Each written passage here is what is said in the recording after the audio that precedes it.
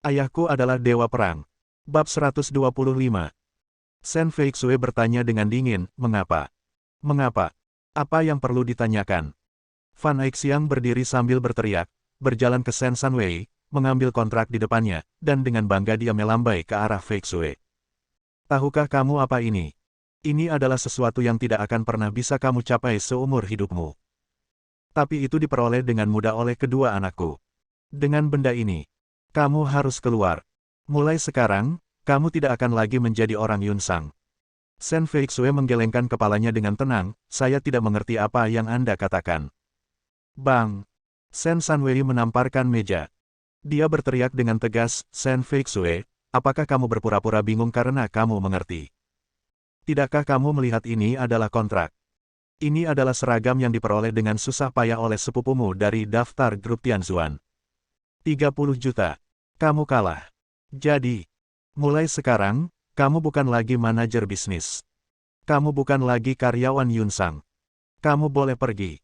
Meskipun saya tahu ini akan terjadi, tapi Shen Feixue masih merasa sedih. Dia menarik napas dalam-dalam, berjalan mendekat, mengeluarkan dokumen dari tasnya, dan meletakkannya di depan Shen Sanwei.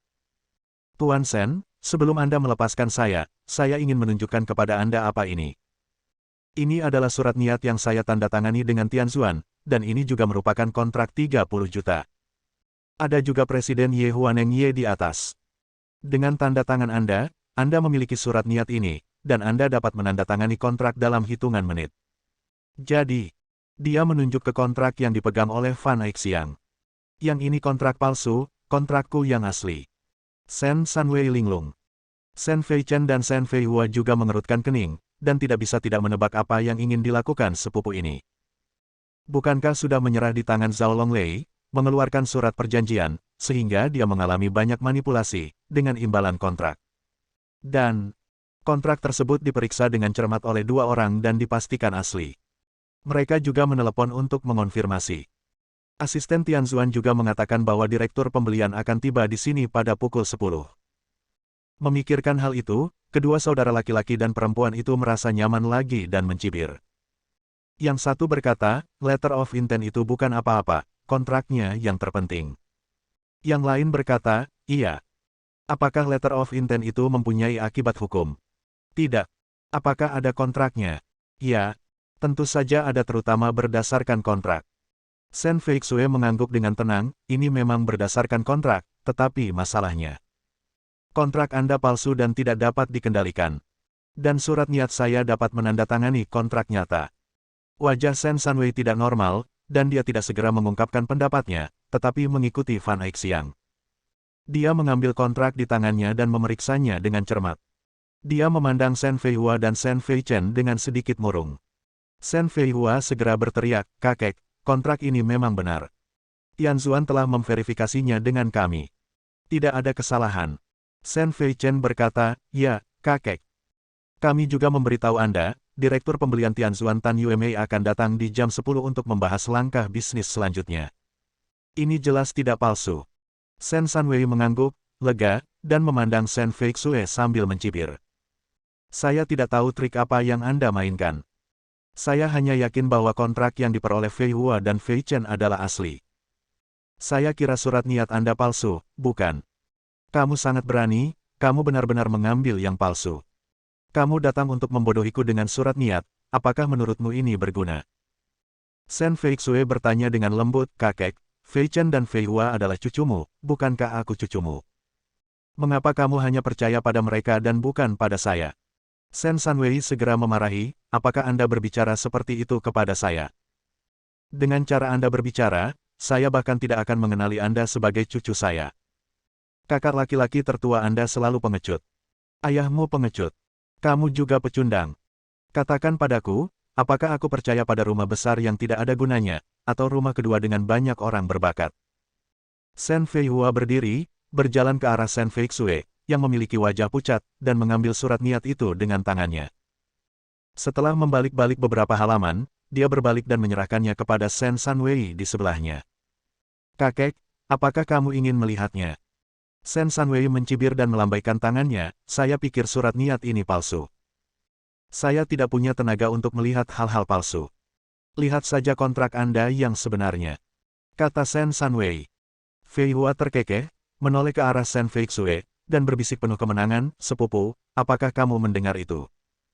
Kakek tidak akan membaca surat niat palsumu karena kami sudah mendapatkan kontrak yang sebenarnya. Lucu sekali dan kemarilah. Biar aku yang mengurusnya untukmu." Dia mengangkat jari anggreknya dan mencibir. Robek surat niat itu menjadi dua. Bukan itu saja, saya merobeknya menjadi dua lagi. Kemudian, dia melemparkan surat niat yang robek itu ke kepala Shen Feixue. Dia semakin merendahkan suaranya, "Sepupu, jika kamu ingin bertarung denganku, tidak mungkin. Apakah kamu masih ingat bagaimana aku merobek undangan distrik perakmu 2 malam yang lalu dan melemparkannya ke kepalamu? Apakah sekarang terlihat seperti itu? Artinya kamu hanya bisa menjadi seekor anjing selamanya. Istri pertamamu adalah seekor anjing, dan kamu hanya bisa menyerah pada kekuatanku. Jika kamu tidak percaya, lompatlah ke arahku." Dia tertawa lebih bangga, dan berjalan kembali sambil tertawa. Shen Feixue mengepalkan tinjunya erat-erat, menatap Shen Sanwei, dan menunjuk ke surat niat yang robek di kakinya. Dia mengatakan kata demi kata, "Tuan Shen, apakah Anda benar-benar mempercayai mereka sepenuhnya dan bukan saya sama sekali? Surat niat saya yang sebenarnya telah dirobek oleh Shen Feihua, dan kontrak palsunya. Anda memperlakukannya sebagai harta karun, Anda apa kamu tidak takut ditampar mukanya lagi?" Bang! Chen Sanwei membanting meja, berdiri, dan menunjuk ke pintu. "Keluar dari sini sekarang juga. Bagaimana sikapmu? Dengan sikapmu, kamu benar-benar tidak pantas menjadi cucuku, Shen Sanwei. Jika kamu membuatku marah lagi, aku akan mengusir semua anggota keluarga besarmu dari keluarga Shen. Aku akan membiarkanmu minum angin barat laut, keluar." Dia juga berjalan ke arah Shen Feixue, mengangkat kakinya yang besar, dan menginjak pecahan surat niat yang jatuh ke tanah sampai mereka berkerut. Lapisan cetakan sepatu juga tertinggal. Shen Feixue tidak bisa menahan tangisnya. Pada saat ini, pintu tiba-tiba terbuka, dan suara ketakutan datang dari bayi kecil yang lucu itu. "Bibi Feixue, kamu baik-baik saja?" Shen Feixue segera menarik napas dalam-dalam, menahan air matanya, berbalik dan memaksakan senyum, "Kian-Kian, aku baik-baik saja, kenapa kamu masuk?" Guan Qianjun menggendong si kecil imut sayang dengan malas, "Masuk." Dia menyerahkan Kian-Kian kepada Shen Feixue, menatap Shen Sanwei, dan berkata sambil mencibir, "Orang tua yang bodoh, kamu masih belum tahu betapa bodohnya hal yang telah kamu lakukan. Tapi, kamu akan segera tahu. Karena kamu telah melakukan kesalahan, jika kamu ingin menebusnya, ingatlah untuk datang dan meminta maaf dengan benar dan memberikan hadiah yang besar." Setelah mengatakan itu, dia meraih tangan Shen Feixue dan berjalan keluar. Jejak ejekan tertinggal. "Shen Feichen, Guan, banyak omong kosong telah dituangkan ke dalam kepalamu. Mengapa kamu ingin kami datang dan meminta maaf dan memberimu hadiah besar? Silakan saja bermimpi, mimpimu akan manis." Kata Shen Feihua bahkan lebih kejam, "Pergilah. Tanyakan pada Shen Feixue, tanyakan pada wanita yang sangat kamu sukai, berapa banyak pria yang telah menidurinya. Kamu mungkin akan merasa jijik saat itu. Kamu akan menyesal membayarnya." Shen Feixue tiba-tiba menoleh dan hendak untuk memarahinya dengan kasar. Dia benar-benar tidak sanggup menanggung penghinaan ini. Berpikir bahwa penghinaan ini dilakukan oleh Shen Feihua dan Shen Feichen, dia menjadi semakin kesal. Tapi dia ditahan oleh Guan Qianjun. Bab 126. Lao Guan perlahan menoleh, tersenyum pada saudara laki-laki dan perempuan yang sombong itu, dan berkata, "Ingat, kamu harus menanggung duri untuk meminta maaf, dan pergi ke departemen bedah rumah sakit untuk pesan 2 tempat tidur dulu." Dia memandang Shen Feixue dan melangkah keluar. Di ruang konferensi, selalu ada ejekan. Bahkan Shen Sanwei menggelengkan kepalanya. "Menurutku wanita jalan seperti Shen Feixue itu tidak begitu bingung. Apakah dia dirasuki roh jahat? Aku tidak tahu obat ekstasi macam apa yang diberikan Guan Qianjun padanya untuk membuatnya berani melawanku seperti ini. Memintaku datang untuk meminta maaf, kan? Aku ingin mengambil kembali semua dividen dari keluargamu. Shen Rong, segera hubungi saudaramu dan beritahu dia. Mulai sekarang, keluarganya bukan lagi anggota keluarga kami, dan dividennya, mereka tidak akan mendapat 1 sen pun. Siapa yang mengizinkan mereka membesarkan putri bodoh seperti itu?" Shen Rong dengan senang hati menyetujuinya dan segera menelepon Shen Chang. Di sana, Shen Chang tercengang setelah menjawab telepon. Ketika dia memberitahu Su Yufeng lagi, pasangan tua itu menangis. Tanpa keuntungan keluarga, bagaimana kita bisa hidup di masa depan? Lebih dari 10.000 yuan per bulan, lebih tinggi dari gaji kebanyakan orang biasa, mereka tidak harus bekerja setiap hari dan hanya bisa bermain mahjong. Sekarang, tidak ada apa-apa. Guan Qianjun menarik Shen Feixue keluar, dan Shen Feixue menggigit bibir bawahnya dengan lembut, hampir menangis. Lao Guan dengan lembut memeluknya tanpa sopan, dan menepuk pundaknya dengan lembut. Oke, jangan bertingkah seperti gadis kecil. Ini bukan masalah besar. Segera, mereka akan datang untuk meminta maaf dan mengundang Anda kembali. Kemudian mereka akan dihukum dengan berat. Shen Feixue mengangguk, saya tahu, tapi itu hanya saya merasa tidak bahagia. Guan Qianjun mengambil Qian-Qian dari pelukannya, mendorongnya ke dalam mobil, dan duduk di kursi pengemudi. Dia tersenyum dan berkata, jika kamu tidak senang, aku akan membiarkanmu bersenang-senang. Ayo kita jalan-jalan di pantai dan tunggu sampai para idiot itu datang mengundangmu. Segera. Sebuah BMW sedang melaju kencang di jalan tepi pantai. Kecepatannya super kencang, saat jendela mobil dibuka, hembusan angin bertiup masuk hingga membuat rambut Shen Feixue berantakan. Ditambah dengan musik yang diputar di dalam mobil, dia benar-benar melepaskan emosinya dan terus berteriak ke laut di luar jendela, membuat Qian-Qian sangat ketakutan hingga dia menempel di lengan Guan Qianjun. Hei! Apa menurutmu Feixue akan berubah menjadi wanita gila? Aku sangat khawatir. Ruang konferensi pertama perusahaan Yunsang. Sekelompok orang masih menertawakan kenaifan Shen Feixue, dan juga ketidaktahuan Guan Qianjun terhadap dunia. Meja depan tiba-tiba menelepon dan mengatakan bahwa Tan Yuemei, direktur pembelian Tianzuan, ada di sini bersama dua orang.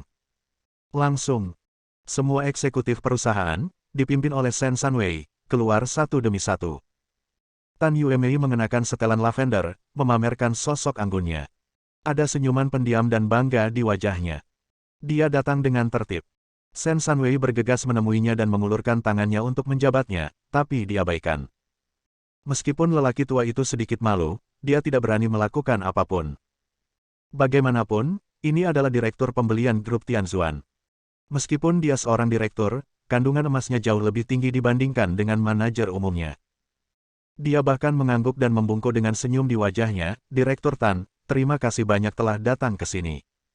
Karena kontrak ini, Anda benar-benar mengganggu direktur grup. Itu benar-benar membuat perusahaan Yunsang kita berkembang. Semua orang berkata, benar. Orang-orang di sekitar berteriak bahwa Peng Pi Seng Hui adalah yang terbaik. Tan Yuemei tersenyum dengan tenang, meskipun bisnisnya hanya 30 juta yuan, kami di Tianzuan sangat serius dengan pekerjaan kami. Selain itu, terlepas dari 30 juta yuan awal, semua bisnis seragam berikutnya.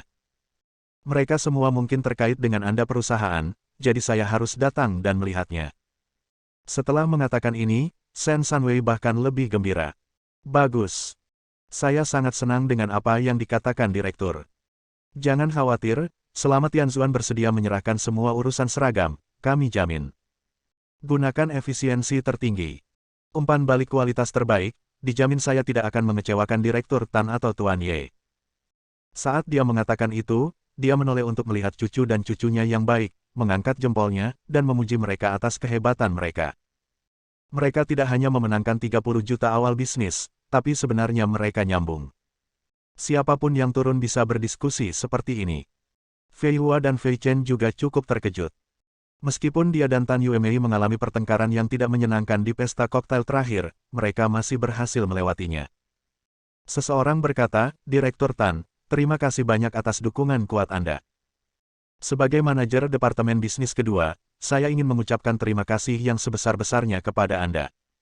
Saat dia mengatakan ini, dia tersenyum seperti yang dia pikirkan.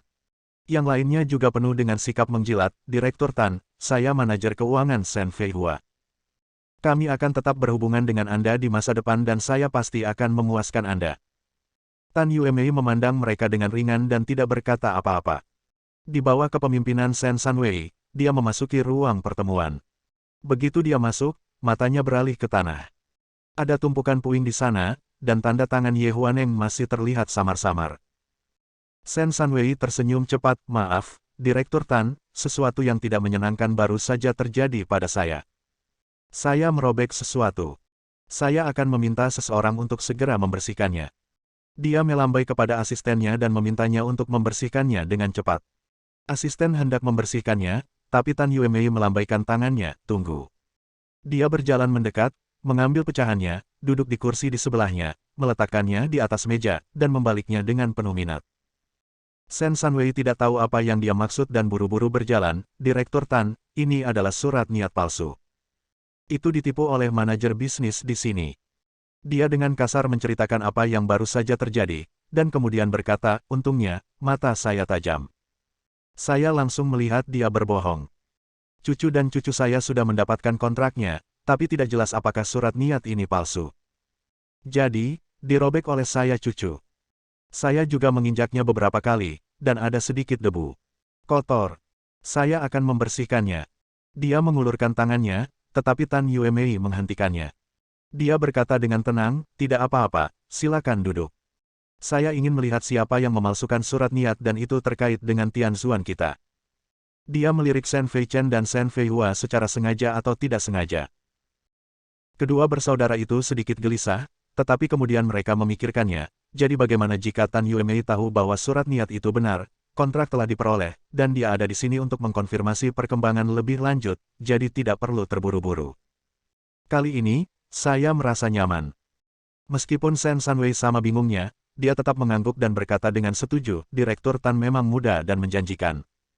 Dia memang sangat berhati-hati. Oke, coba perhatikan baik-baik. Kita bisa menonton dan membicarakan tentang kebenaran pada saat yang sama. Perkembangan kontrak. Dia meminta semua orang untuk duduk santai, lalu mengambil kontrak itu dan menyerahkannya kepada Tan Yuemei dengan hormat. Direktur Tan, silakan lihat. Ini adalah batch pertama dari bisnis seragam yang ditandatangani antara grup Anda dan perusahaan kami. Itu pasti sudah melewati tangan Anda. Ini juga memiliki tanda tangan Anda. Saya tidak tahu di mana Anda membutuhkannya bantuan kami sekarang karena Anda ada di sini. Apakah itu bahan mentah atau bengkel produksi, saya dapat mengajak Anda melihatnya, dan saya jamin Anda akan puas. Tan Yuemei mengambil kontrak itu, membaliknya, dan mencibir. Dia berkata dengan tenang, saya tidak khawatir tentang bahan mentah dan bengkel produksi.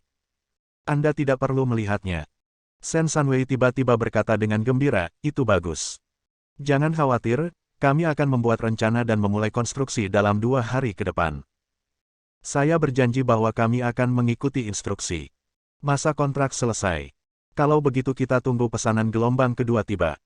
Semakin banyak dia berbicara, semakin bahagia dia.